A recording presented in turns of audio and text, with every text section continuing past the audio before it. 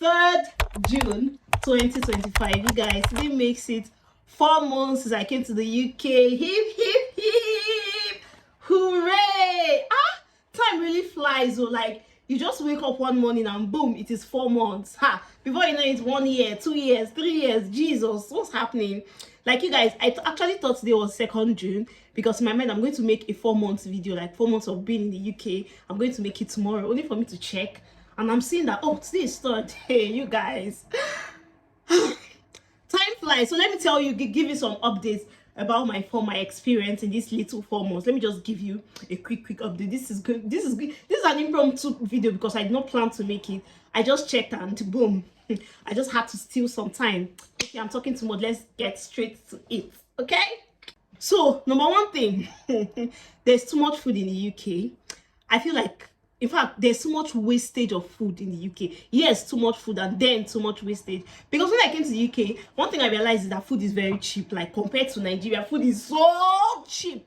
The only thing that is expensive here is like African foods. Yes, of course, now because they import them, like most of them, so expected. So food is really cheap. And funny enough, the people who came like 3-4 years ago, whenever I say food is cheap, they're like, if you were here 2 years ago, if you were here 3 years ago, you would have screamed. You get. But I'm like, even at that, even with the whole inflation and everything, I compare it to Nigeria and I'm like, food is extremely cheap.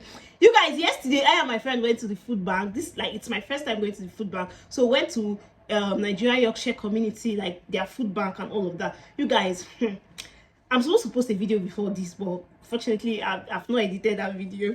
So it's a video of me setting up my place, and I went to the store to get some things like little groceries and just basic things I use, you know, basically as per empty house. So you just need things to wash my clothes, you know, all of those things, air freshener, just, you know. You guys, what I want to say is that I now went to the food bank yesterday. That was 2nd of June. That after I had already gotten those things. So most of the things I got from the food bank, I already bought them. Not most, just a little, like rice and oil and milk here.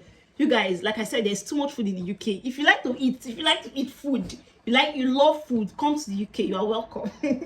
Come to the UK. Food is so cheap. So I got a lot of other things because, for instance, I bought 2 kg of basmati rice, like 1 kg each. And then when we went to the food bank yesterday, they gave me an additional 1 kg of basmati rice. And then my friend is like, oh, she doesn't like basmati rice, so she gave me hers. You know that was, I have 4 kg of basmati rice. That rice, in 2 months, like, I'm not even kidding, in 2 months I've not finished that rice because I cooked less than half of the one I got, like less than half of the kg. So let's say I cooked 400 grams, let's say about. That one is still in the fridge. Like, I just still kept it in the fridge because I've eaten it just twice. Between Saturday, today is Tuesday, between Saturday and Tuesday, I've eaten it twice, and I still have like 2 more portions in the fridge. So 4 kg, all of that rice, 2 months, I'm still struggling with it. Okay, so yeah, they gave me okay. So next time I go to the food bank, if I go, I'll make a video so you see what the food bank looks like. I took a lot of food. Sometimes they literally force you to take it. In fact, they were forcing me to take cheese. I'm like, oh, it's I want to use cheese to do. I was thinking, what would I use cheese to do? If it was my sister or somebody that bakes, or but I don't have an idea what to use cheese for. So lots and lots of cheese. I couldn't take them because I took them. Story for another day. And they gave us chicken. Yeah, I ate the chicken today. One of the chicken they gave me, like, it's already pre-cooked or something. My friend, as in a lot of chicken. I was literally begging, if you please take chicken. I don't want to eat again. Take. It was a lot. Second thing, the UK is very stressful for international students here. I know I've said this before, but I cannot overemphasize the fact that, forget aesthetics, forget, with a lot of, she don't go in, she don't jack, people are asking you for money, most of us are on survival mode. Like, as an international student, you're juggling your classes, you're juggling a lot of assignments, you are working, you have to work, because that's like, for most people, it's like the major thing that brought them here. So yesterday, I was out with some of my classmates for a project. Like, we're doing a project outside our regular school thing. We are doing a project, you get. So if I had work yesterday, if I was working yesterday, it means I would have to push my work or cancel and then go for that project.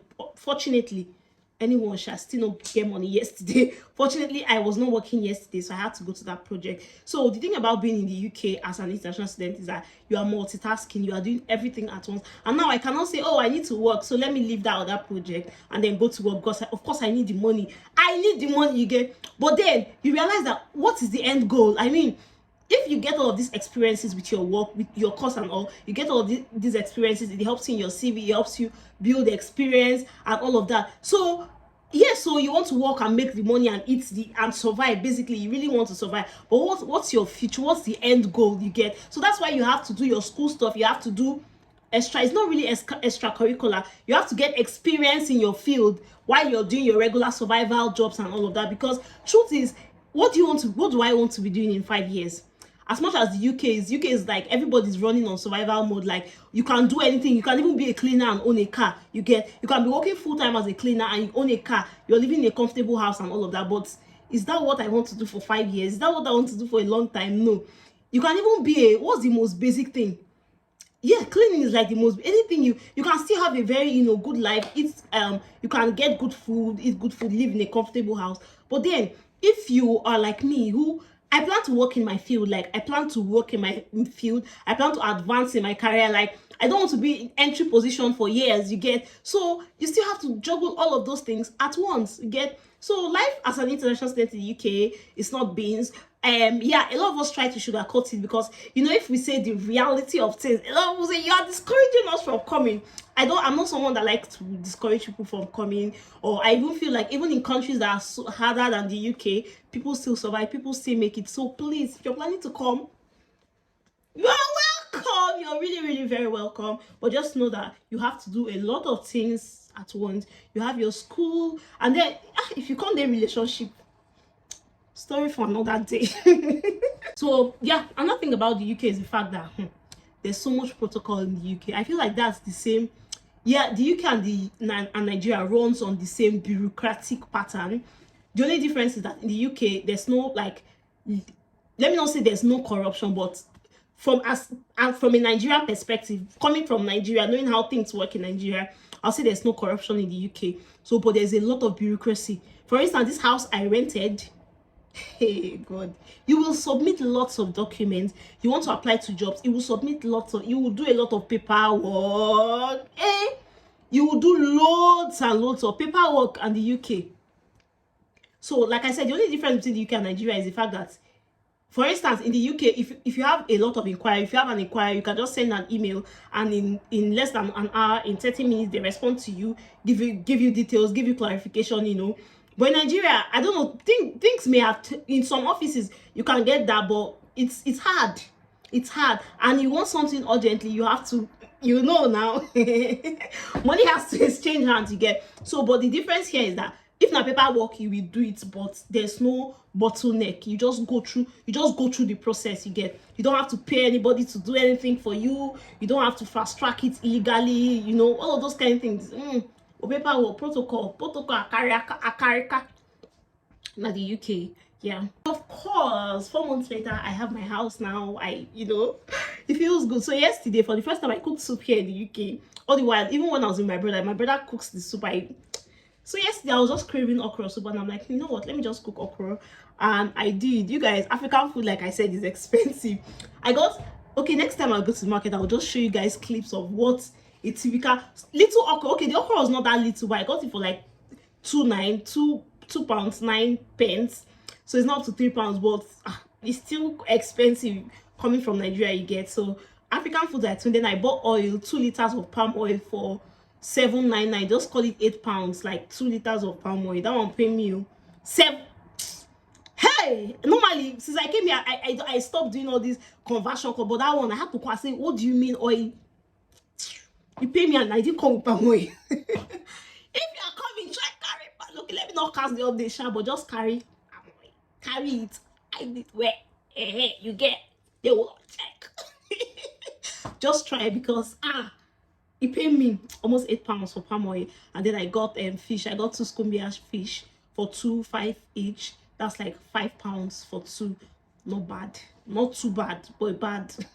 Not too bad, because chicken is just £2. £1 pence. £1 or £2, 2 pence. Let me just £2, 2p, yeah, 2.2p, you get. So, and it's a lot, like full chicken like that, full pack of chicken. Then the full entire bean of the chicken is like £4.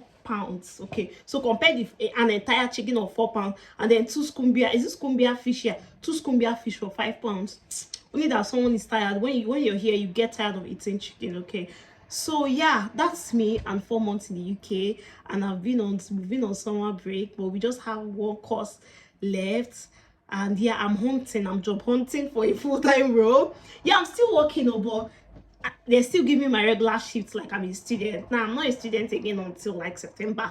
So I'm currently job hunting until September, of course. And yeah, so like I said, I didn't work today. I've just been at home doing other things. Like, hey, I told you that my classes have finished, yes, but I still have one other course that everybody's tired of. My lecturer don't see this video. Oh, seriously, everyone is tired. Like, God, and we are doing our final presentation next week. I cannot wait. I cannot wait. Like, the way I was so, in fact, I'll leave that group chat after that course, because that course is giving us a really tough time.